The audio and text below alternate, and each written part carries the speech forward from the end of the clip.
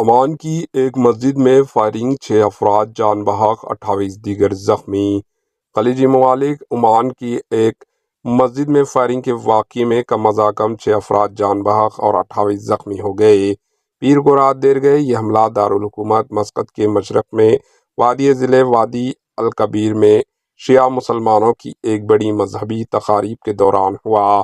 جائے واقعہ سے حاصل ہونے والی ویڈیو میں لوگوں کو امام علی مسجد کے قریب سے بھاگتے ہوئے دیکھا گیا۔ اس کا مینار دکھائی دے رہا ہے جب گولی چلانے کی آواز آتی ہے اور اس کے بعد آواز آتی ہے اے خدا۔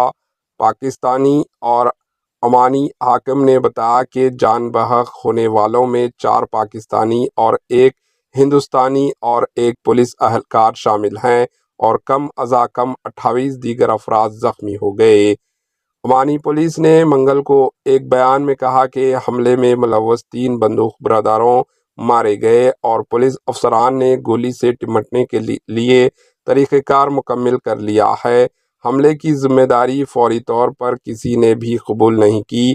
پاکستانی سفارت خانے کے مطابق حملے میں غلام عباس، حسین عباس، سید قیصر عباس اور سلیمان نواز جان بحق ہوئے۔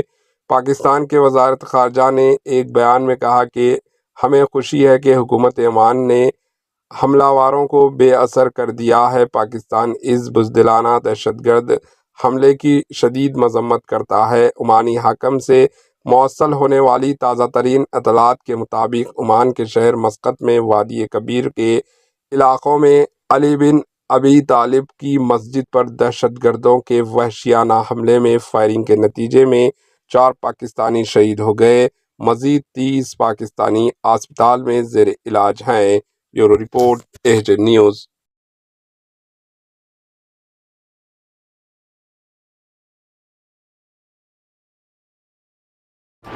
AHN نیوز کو لائک کریں، شیئر کریں اور سبسکرائب کرنا نہ بھولیں۔